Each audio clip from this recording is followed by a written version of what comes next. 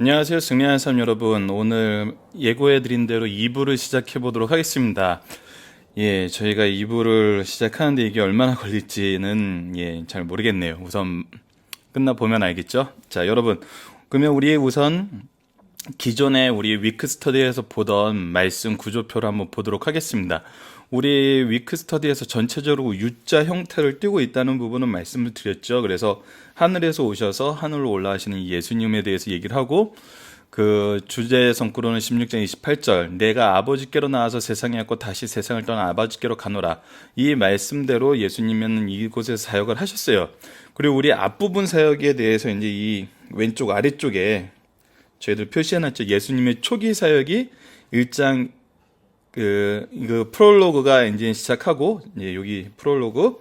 그래서 1장에서 이제 예수님이 어떤 분이신지, 그리고 예수님의 초기 사역에 대해서 1장 내용에서 이제 프롤로그가 예수님에 대해서 이 부분에 대해서 우리는 증언의 관점에서 우리가 증언해야 되는 분이 누구시고, 이분을 누가 증언했고, 이 증언을 받은 사람들의 과정이 무엇이었으며, 이 증언을 통해서 우리에게 주고자 하시는 것이 무엇이고, 하나님의 자녀가 되는 거였죠.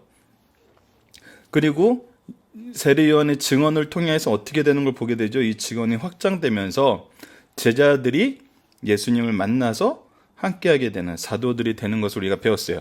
그 다음에 우리가 볼 것은 이제 2장에서 이 가나 사역, 2장에서 4장까지의 가나 사역인데, 그 부분에 대해서 이제 김천수 목사님의 구조표를 통해서 저희들이 이렇게 보고 있었죠. 그래서 여기서 이 상관구조 안에서는, 이 대칭구조 안에서는 이 가운데 이 부분이 가장 중요해요. 그래서 세례요한의 증언 중에서 특히 하나님의 아들이라는 증거에 저희가 포커스를 두고 이 말씀의 구조를 봤어요. 여기에서 특징은 뭐냐면 오직 예수님만 전한다는 거였어요. 그래서 우리가 이 예수님을 전할 때, 이 예수님을 통해서 우리에게 무엇을 얘기하실까, 지금 사도 요한이 얘기했던 바는 무엇이었을까를 2주에 걸쳐서 저희들 열심히 상고한 다음에 이 부분을 전체를 통틀어서 한번 이제 저희들 나누는 시간을 갖자 그랬었는데요.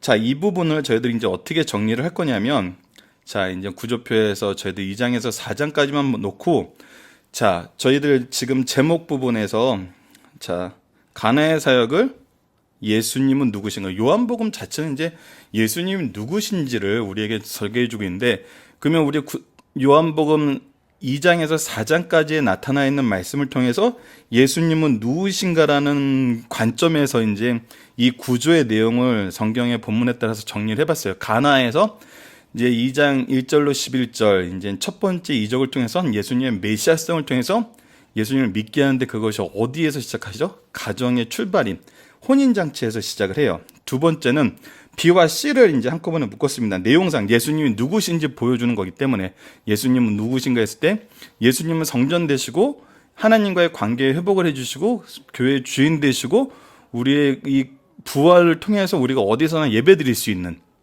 그래서 이 관계 회복과 주인이신 부활이신 예수님에 대해서 우리에게 가르치셨어요.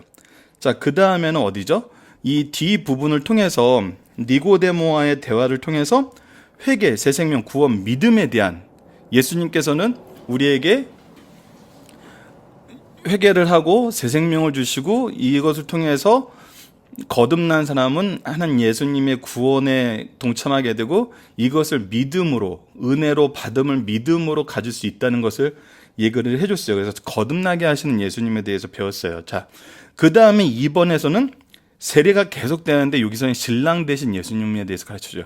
그러니까 이 회개의 촉구가 계속 이루어지고 있어요. 그러면서 이제 신랑 되신 예수님에 대해서 소개를 하고 있고, 그 다음에 여기서 이제 정말 이제 저희들 아까 이 구조표에서 이 부분이 핵심이었기 때문에 이 부분이 이제 오직 예수님만 드러내야 된다는 거예요. 세례 요한의 자세에서는 오직 예수님만 드러내야 된다. 그리고 참된 증거를 믿는 자에게는 영생이 있다. 이것이 지금 가장 핵심이 되는 내용이거든요. 그리고 나서 사마리아 여인에게 가서는 생명음료수를 주시는 예수님에 대해서 나오죠. 그 다음에 계속 설명을 통해서 참된 예배는 예수님을 통해서, 이제 메시아이신 예수님을 통해서만 이루어지는 게 나오고, 이제 제자들에게 하늘의 양식, 참된 양식을 얘기할 때 그것은 이제 영혼을 구원하는 일이라고 얘기를 해줘요. 그래서 그리고 이거에 대해서 이제 말씀으로 증언하신 예수님, 사마리아에서 마지막 모습을 말씀을 증언하신 예수님이 나오고 가나에서 이제 다시 돌아가는데 여기서는 믿음으로 구원을 얻는데 누가 구원을 받죠? 자녀가 구원을 받아요. 위에서는 가정의 시작이었고 여기는 자녀예요. 자, 그 다음에 계속 보면은 이제 증거를 보고 믿는 자들이 나오고 이적과 증거, 말씀의 순종에 대해서 얘기가 나오죠. 이거 오늘 우리 배웠던 말씀이니까 이 부분은 간단하게 들어가고요.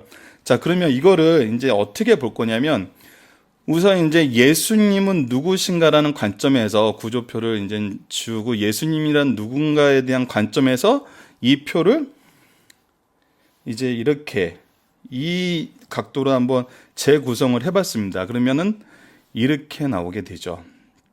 자, 가나에서 메시아성에 대한 얘기, 성전, 거듭난 세례, 그리고 이 예수님만 드러내야 되고 참된 증거를 믿는 자에게 영생이 있다는 거, 생명수를 주시는 예수님, 참된 예배는 예수님을 통해서 구원의 양식은 예수님을 전해야 되는 거거든요. 그래서 예수님 모든 곳이 전부 모든 곳이 이 전부 예수님에 대한 얘기인 거를 우리가 알 수 있어요. 자, 그러면은 이 부분을 우리 이제 하나하나 보도록 하겠습니다.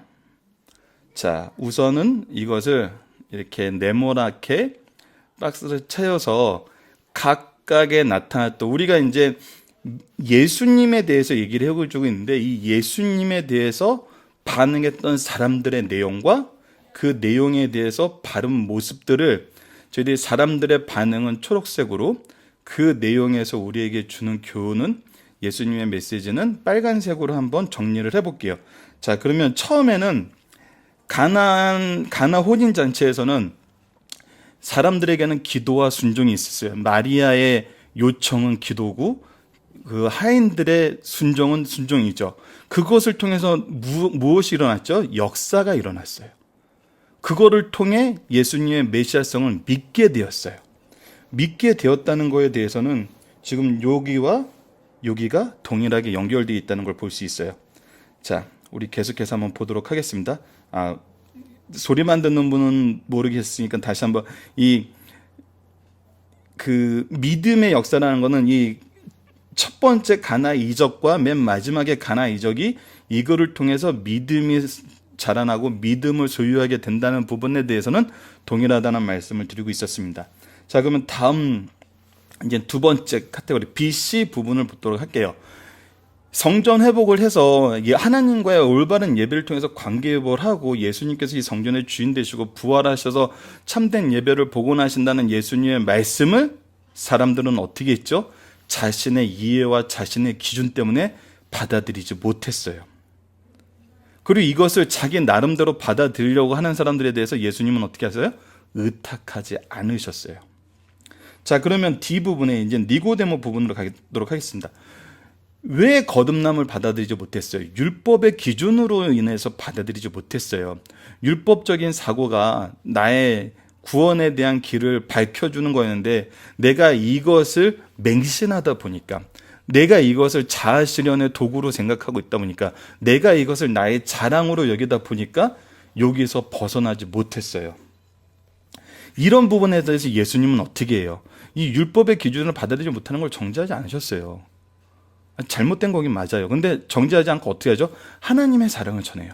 그 전적인 은혜를 얘기하고 구원을 다시 설명을 해줘요. 이것은 진리이신 예수님을 따르는 것이 하나님의 뜻이라고 요한복음 3장 16절 말씀을 통해서 이제 선언을 해주는 거예요. 바른 복음을 제시를 해주는 거예요. 오직 예수님만이 이 거듭남의 기림을 회개와 새 생명의 기림을 구원의 은혜에 참여하고 믿음의 기림을 얘기를 해줘요. 자, 이 부분은 우리 이미 많이 상고했으니까. 그리고 세례를 계속하면서 세례 요한의 제자들이 예수님에 대해서 시기하는 이유는 뭐였어요? 나의 특권이 우선이었던 거예요. 내가 먼저잖아요. 우리 선생님이 먼저였잖아요. 하지만 예수님이 더 커지고 예수님을 더 많은 사람들이 따르니까 그랬을 때 세례 요한의 얘기는 바로 이제 위쪽에 정리가 돼 있죠. 그래서 오직 예수님만 드러내야 된다는 얘기를 해요. 오직 예수님만 드러나야 돼요. 두 번째는 그 다음에 어떻게 되죠? 참된 증거는 믿는 자에게 영생을 준다는 거예요. 이것이 이제 이 말씀에서 하이라이트인 예수 그리스도를 통한 영생과 오직 예수님만 드러나야 된다는 내용이 주어지는 거죠. 그 다음에 이제 사마리아로 건너가시는 4장 내용이 나오는데, 사마리아 여인이 처음에 예수님을 찾을 때 어땠나요? 나의 필요에 의해서 예수님께 요청한 거였어요. 사마리아 여인의 태도는. 그리고 유대인의 남자가 왜 이래? 그러다가 마르지 않는 생명의 예수님께서 영생 물을 주겠다 그랬더니 뭐라 그래요? 선생님, 이 물 주세요. 다시 목마르지 아니하는 이 물을 주세요. 하지만 여기서 나타나는 예수님의 모습은 뭐냐면, 찾아가는 예수님, 누구에게나 전하는 예수님의 모습을 보여줘요. 자, 그 다음에 이제 계속 여인하고 대화를 통해서 예수님의 영적 능력의 영적지를 알고자 하는 여인의 태도가 나타나요. 그러면서 예수님을 선지자에서 메시아로, 다시 선생님에서 선지자에서 메시아로 확장되죠. 올바로 예수님을 발견하게 되는 거예요. 그러면서 예수님은 뭐를 얘기해줘요? 하나님과 참된 관계는 예수님을 통한 구원임을 알려줘요. 예수님을 통해서 네가 영과 진리로 예비하는 그때가 오리라, 하나님과 관계가 회복되는 그때가 오리라고 얘기를 해줘요. 그 다음에 이제 여인이 자기 예수님의 메시아성을 발견하고 전하러 들어갔을 때 제자들이 와요. 제자들은 여전히 현재의 문제에 몰두하고 있어요. 예수님 드세요. 누가 예수님이 먹을 걸 주었나 봐 이렇게 생각하는데, 예수님은 이거를 통해서 무엇을 얘기해요? 뿌리고 거두는 일을 쉬지 말라고 얘기해요. 뿌리는 자가 항상 거두는 거 아니고 다를 수도 있어요. 하지만 언제나 어디서나 우리에게 영혼 구원할 사람 대상이 있다는 거예요. 그리고 나서 사마리아 마을에 들어가서 말씀을 증거하는데, 여기서는 먼저 사마리아 사람들이 거하길 요청했어요. 이 요청을 통해서 어떤 일이 형성됐죠? 일어났죠? 증언과 말씀으로 예수님을 전하는 것이 정말 가장 바른 일임을 우리에게 가르쳐줘요. 그리고 나서 다시 가나성에 갔을 때는 영접하는 자와 영접하지 못하는 자로 나누어져요. 이건 참 우리가 어디서나 겪게 되는 거예요. 근데 영접하지 못하는 자가 참 안타까웠던 게 뭐죠? 오늘 오전에 얘기했던 게, 가장 가까이에서 가장 많이 누려왔으면서도 그것을 소유하지 못하는 경우가 있다는 거예요. 지금 현대 유대인들이 그런 거죠. 너무나 안타까운 일이에요. 자, 마지막으로는 찾아 요청. 이제 이 관원이 예수님을 찾아서 요청하는데, 예수님의 말씀은 어떤 일이 일어나요? 예수님의 말씀으로 믿음의 역사가 일어난다는 거예요. 그가 믿음으로 바라고 돌아갔을 때 그는 이미 그것을 소유한 것을 확인하게 되고 더 많은 믿음의 확장을 얻게 돼요. 그 온 가족이 예수님을 믿게 된다는 거예요. 자, 그러면 이것을 우리 어떤 관점으로, 이거는 이제 그동안의 내용에 대한 정리입니다. 이제 정리된 거를 우리가 어떻게 적용해 볼 것인가가 이제 오늘 제가 여러분들과 나누고 싶었던 부분이에요. 그래서 이 말씀 전체를 보면 무엇을 얘기하고 있냐? 첫 번째는 예수님만 얘기하고 있다는 거예요. 오로지 예수님만 얘기하고 있다는 거예요. 근데 이거를 통해서 우리가 이거를 어떻게 해석을 할까? 어떤 부분을 해석을 할까 했을 때, 저는 교회론적인 입장에서 이미 여러 번 교회라는 말을 언급을 했기 때문에 이 부분을 여러분들도 이제 예상을 하고 계셨던 분들도 있을 수 있는데, 이것을 교회론적 입장에서 다시 한번 보자는 거예요. 2장에서 4장까지의 말씀을. 우선 이적이 되는 두 양끝의 틀을 통해서 교회의 구성원들의 모습을 볼 수 있다는 거예요. 우선은 가나안 혼인잔치를 첫 이적의 역사의 장소로 만드신 것은 정말 신적 기관인 가정이 이 교회의 가장 중요한 구성 요소인 것을 항상 우리가 말씀을 통해서 발견하게 된다는 거죠. 그 안에는 무엇가 있어야 돼요? 기도와 순종이 있어야 돼요. 그때 이 가정은 역사하는 일이 일어나요. 연결돼서 맨 마지막에 이 가정의 시작이 기도와 순종으로 있었다면은 이 가정 안에서 참된 믿음의 확산은 부모의 믿음을 통해서 일어난다는 거예요. 그래서 자녀를 회복시키시고 자녀를 통해서 이 믿음의 공동체를 계속 영속시키시는 하나님의 능력의 틀이 이 안에 있다는 거예요. 그래서 바른 가정이 정말 교회에서 가장 중요한 구성 단위는 가정이에요. 이거는 현대 사회가 핵가족 시대 되고 개인화 사회 됐다 그래도 교회는 그 기본 구조는 가정인 거예요. 우리 온 가정이 믿음 안에서 하나 돼야 돼요. 그래서 가장 좋은 교회는 말씀대로 이루어지는 가장 믿음의 가정이 있어야 되고, 믿음의 가정은 말씀대로 이루어지는 믿음의 교회가 있어야 되는 거예요. 교회와 가정은 상호 이렇게 보완적이에요. 그러면서 우리 이 얘기를 보면, 얘기의 이제 핵심이 되는 내용을 보면, 사람들하고 만나면서 나타나시던 말씀을 보면은 결국은 이 사마리아 여인의 얘기도 결국은 주요 내용은, 주요 메시지는 우리 지난주에 봤던 대로 이 각각의 사람들의 반응에서 네가 무언데 선생님, 선지자, 메시아, 다시 네가 무언데 선생님, 선지자, 메시아라고 했을 때, 메시아로 나타났을 때 가장 그 안에서 얘기가 나왔던 거는 바로 예배라는 거죠. 서로 대칭되는 내용 안에 있던 것이 마지막 부분에 나왔던, 이 첫 부분에 나오고 마지막 부분에 나왔던 것은 바로 예배라는 거예요. 자, 가정의 틀 안에서, 가정을 이루시는 예수님의 그 역사 안에서 교회 안에서의 모습을 보여주고 있다는 거죠. 자, 근데 교회 안의 모습을 보여주는데 이 부분을 우리가 두 가지로 나눠서 볼 수가 있어요. 자, 유대인들은 어떤 사람들이었어요? 그들은 이미 하나님과의 교제가 이루어져 있다고 믿는 그런 신앙의 공동체였어요. 이미 교회의 구성원이었어요. 그래서 이 부분을 기준으로 이쪽은 기존 교회의 구성원들의 모습, 이쪽은 교회가 해야 될 영적 사명, 뭐죠? Great Commission of Jesus Christ.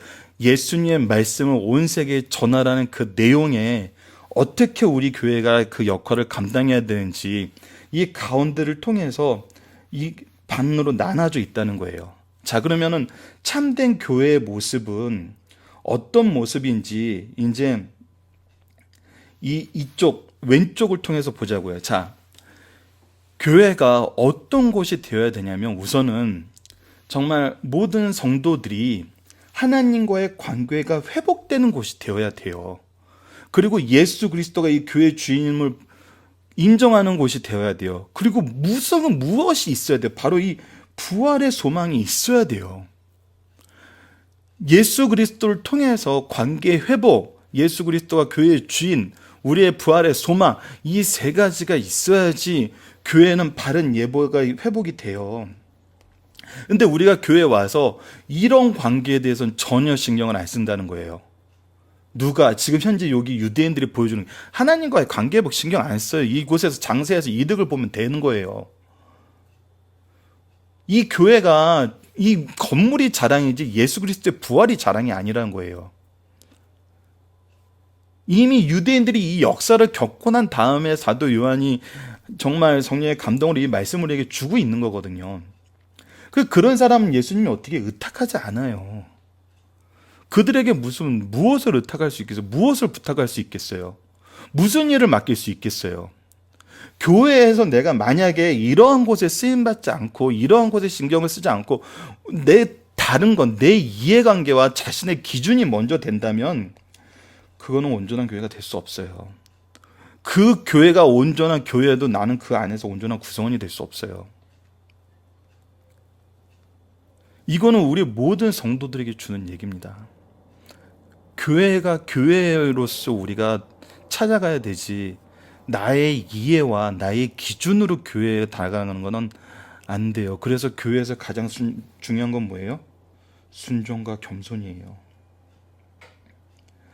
순종과 겸손하니까 어른들의 뭐 특권 의식에 우리가 이거에 대해서 뒤었어, 말씀에 순종하세요. 교회에서 얼마나 많은 사람들이 말씀으로 권면을 하는데요. 말씀 연구 모임에 참여하세요. 교회 안에서 말씀을 배우고 가르치는 일에 항상 노력하세요. 교회 와가지고 뭘 다른 걸 하려고 하세요. 자신의 이해와 자신의 기준으로 다른 거 하고 가지 마세요. 말씀을 보고 말씀 안에서 하나님과의 관계를 회복하고 예수님을 주인으로 인정하고 부활을 소망하세요. 그것이 교회의 가장 기본적인 모습이라는 거예요. 예배의 회복의 기초라는 거예요. 두 번째는, 참 많은 선생님들이 있어요. 이제 선생이라고 불려지는 사람들에게 정말 부탁하는 거예요. 선생이라고 불려주는 사람들은 자녀들에게 무엇을 해줘야 돼요? 회개와 새 생명과 구원에 이르는 믿음을 가르쳐 줘야 돼요. 율법 선생이 돼서 생활을 지도하는 게 아니에요. 착한 사람을 만들기 위해서 도덕 선생님이 되는 게 아니에요. 도덕 선생님이 되려고 해도 될 자격이 없어요, 우리는. 우리가 무슨 자격이 있어요? 말만 하는 거죠. 아이들보다 더 많은 죄악을 우리가 옆에 두고 그것을 행하면서 살고 있는데, 근데 율법적인 생각에서 나의 가르침이 하나님의 가르침과 일치되지 않는 가르침이 됐을 때는 우리가 빨리 말씀을 통해서 예수 그리스도를 다시 전해야 돼요. 말씀만으로 전하면 돼요. 그래서 이것이 하나님의 사랑이고, 아니 우리는 율법을 전하는 게 아니에요. 우리는 심판을 전하는 게 아니에요. 교회에서 하나님의 사랑을 전해요. 이 세상을 사랑하셔서 독생자를 보내신 예수님의 사랑을 전해요. 그 사랑 우리가 그들에게 나눠주고 베풀어주고 함께 그 사랑을 공유하는 사람이 될 수 있도록 정말 보듬어 주는 거예요. 예수 그리스도의 사랑으로. 이 땅에 오신 건 사랑으로 오셨어요. 이거에 대한 정죄는 뭐라 그랬어요? 이 사랑을 받지 않는 것이 이미 정죄라 그랬어요. 왜? 이 사랑 아니면 죽으니까. 그래서 우리가 해야 되는 건 사랑과 애통이에요.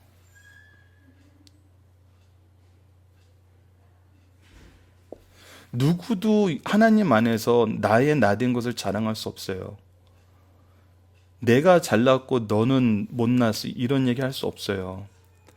하나님 안에서 하나님 예수 그리스도의 사랑과 그 사랑을 받지 못하는 자들에 대한 애통으로 기도해야 되는 거예요. 이것이 우리들의 모습이거든요. 우리가 지금 말씀을 가르치는 사람들의 모습이어야 된다는 거죠. 선생된 자들의 모습이어야 된다는 거예요. 세 번째는 정말 지도자들에게 하는 말입니다. 이거는 제가 정말 감히 얘기를 못하겠어요. 하지만 말씀에 있는 대로만 얘기를 할게요. 내가 나를 드러내려고 하기 시작하면은 복음은 우리 입술로 더 이상 증언되지가 않습니다. 복음이 무너지진 않아요. 우리가 뭔데요? 하지만 우리는 예수님을 증언하는 사람이 될 수가 없어요. 오직 우리는 예수님만 드러나는 일에 쓰임을 받아야 돼요. 세례 요한의 그 자세, 당연한 신부의 자리도 자신은 취할 것으로 여기지 않았어요. 나의 특권이 우선되고 내가 이 일을 먼저 했던 것이 자랑이 되고 그것이 나의 자격이라고 생각한다면은 너무 위험해요.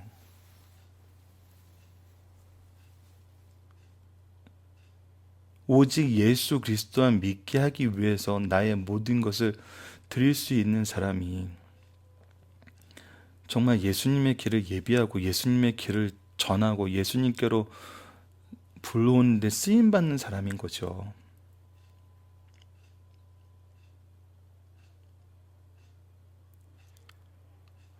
너무나 이 부분이 슬퍼요. 우리가 특히 교회에 어떤 일을 결정할 때, 어떤 시기가 올 때, 나의 특권과 내가 행한 업적을 먼저 들어서 정말 선한 길을 막고 있다면은 이거는 교회에 굉장히 치명적인 겁니다. 무서운 일이 생길 수도 있어요. 근데 예수님께서 우리에게 보여주신 것은 교회가 교회되었을 때 정말 교회가 교회로서의 모습을 갖출 때 어떤 모습이 드러나야 되는지 우리에게 얘기를 해주는 거죠. 특히 기존에 있던 교회 구성원들이 나를 온전히 버리고 예수님만 드러낼 수 있는 삶을 살아야 되거든요.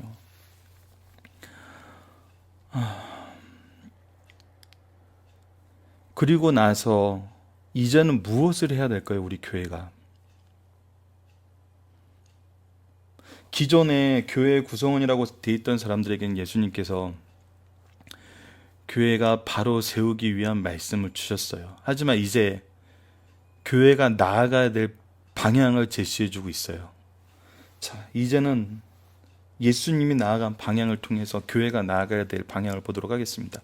오른쪽 부분이에요. 자, 예수님은 누구에게나 찾아갔어요. 교회가 해야 되는 거는 복음을 전하는 일이에요.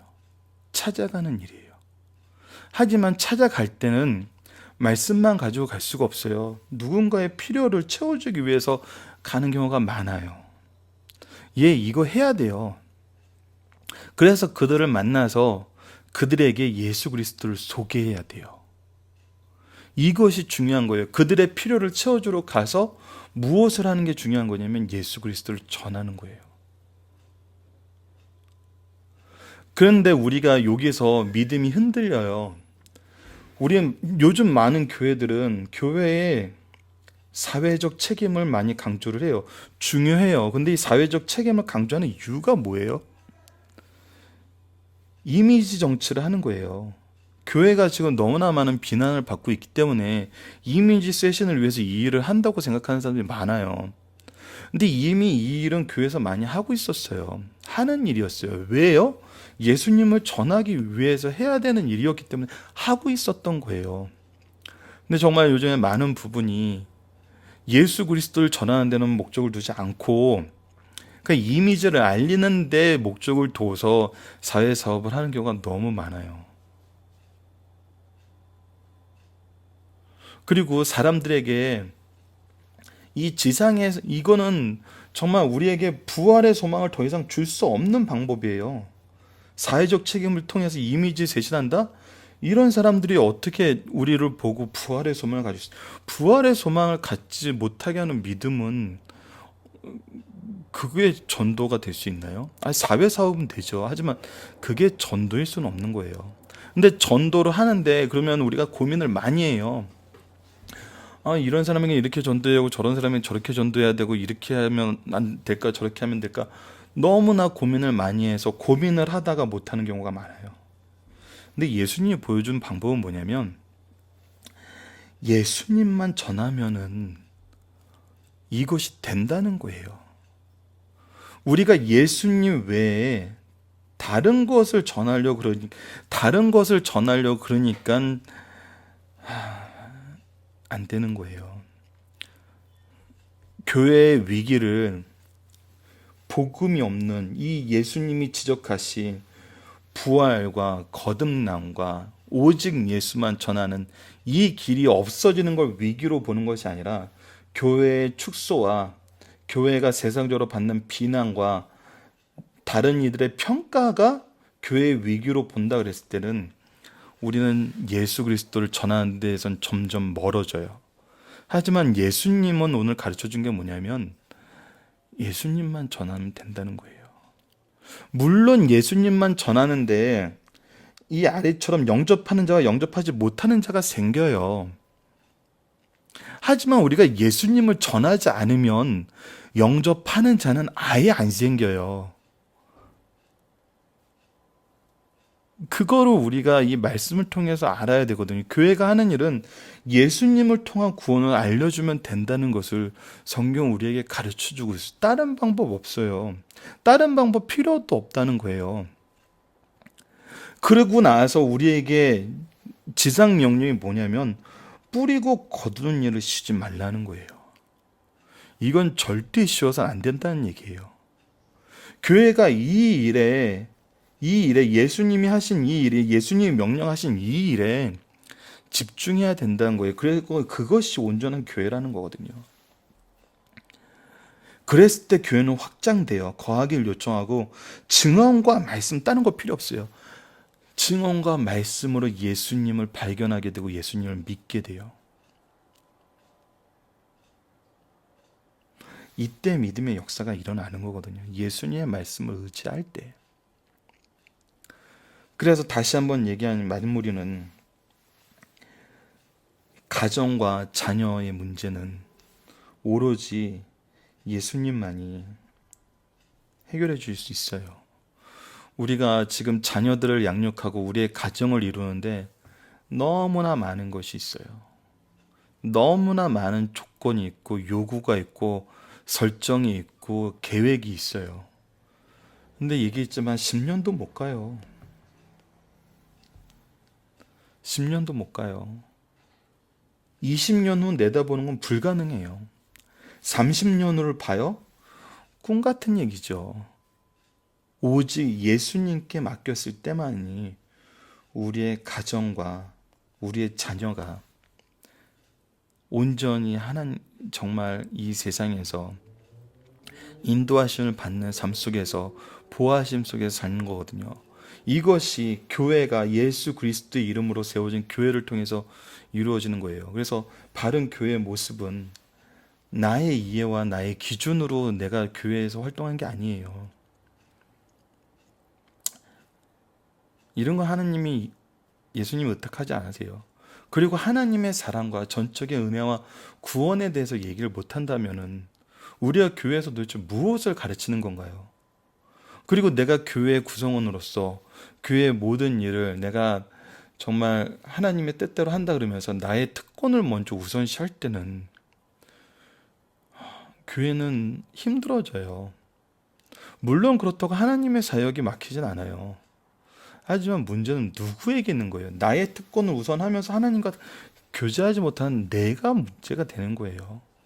내 영혼이 문제가 되는 거거든요. 그리고 나서 바른 교회를 그래서 세워야 돼요. 오직 예수님 안에서 이루어진 신실한 가정이 이 교회의 구성원이 되고, 우리의 모임이 하나님과의 참된 관계의 회복이 되는 예배가 되고, 그 안에 부활의 소망이 있으며 우리가 가르치는 모든 말씀 안에서 하나님의 사랑과 구원의 역사, 새 생명의 은혜가 회개를 통해서 이루어지고, 그리고 나서 나의 특권을 내려놓은 오직 예수님만 드러나게 하는, 참된 증거가 드러나는 믿음으로 영생을 소유한 그 굳센 믿음이 나의 삶 속에서 일어나는 그런 교회가 되게 해야 돼요. 그런 교회는 이제 어디로 나가야 돼요? 예수님을 들고 사람들을 찾아가야 돼요. 누구에게나 말씀을 전해야 돼요. 이들에게 때로는 필요한 것을 우리가 공급해 줄 수 있어야 되는 거예요. 하지만 중요한 건 뭐예요? 예수님을 드러내는 거예요. 그래서 예수님을 통해서, 예수님을 통한 구원의 사실을 알려줄 때 사람들은 예수님을 받아들이게 돼요. 그것이 우리가 계속돼야 되는 거예요. 내가 뿌리고 거두지 못하더라도 이것은 뒤에 오는 사람들을 통해서 거두게 하시는 예수님의 역사를 믿고 뿌리고 거두는 일을 쉬면 안 돼요. 그랬을 때 우리는 보게 돼요. 눈으로 확인하게 돼요. 이 복음이 전파되어서 그곳에서 예배드리는 자들이 생기는 것을. 이것이 우리에게 있는 열매인 거예요. 참된 양식인 거죠.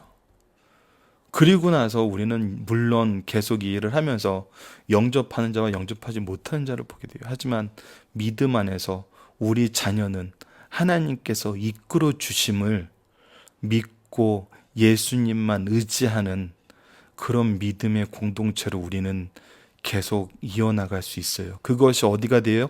바로 우리의 교회와 우리의 가정이 돼야 되는 거예요. 예수 그리스도께서 사역을 시작하시는 이 말씀을 요한 사도는 오직 예수님만 드러내는 말씀으로 가득 채워놨어요. 그리고 이 예수님을 만나는 각각의 사람들로 채워놨어요. 이 각각의 사람들이 보여놓은 반응으로 채워놨어요. 그 반응에 대해서 예수님의 말씀이 무엇이었는지 분명하게 전해놨어요. 이것을 지금 현대 우리가 지금 생활하고 있는 가정과 교회적인 면에 적용시켜 본 거예요. 너무나 잘 맞지 않나요? 우리의 교회의 모습이, 우리가 앞으로 나가야 될 교회의 모습이, 우리 교회가 가정에서 우리 교회와 가정이 왜 신적 공동체인, 신적 기관인지, 이것이 왜 상호 견제되고 서로 트러블이 나고 서로 한쪽으로 인해서 힘들어지는 것이 아니라 상호 보완적인 관계인지, 예수 그리스도가 그 안에 있으면 상호 보완적이 된다는 거예요. 여러분, 2장에서 4장까지의 말씀을 이제 정리를 해보았습니다. 예, 역시 시간은 좀 오래됐네요. 그래서 여러분, 이 말씀을 한번 우리 신앙생활에, 특히 교회와 가정에, 특히 교회의 모습에 잘 적용을 해서 정말 예수님이 가르쳐 주신 이 모습대로 우리 모두 행하며 정말 말씀 중심된 삶, 예수 그리스도의 길을 따라가는 제자의 삶이 우리 승리하는 삶 여러 가족분들에게 온전히 임하고 능력 있게 임하고 더 확장되기를 기도합니다. 오늘 마치겠습니다. 감사합니다.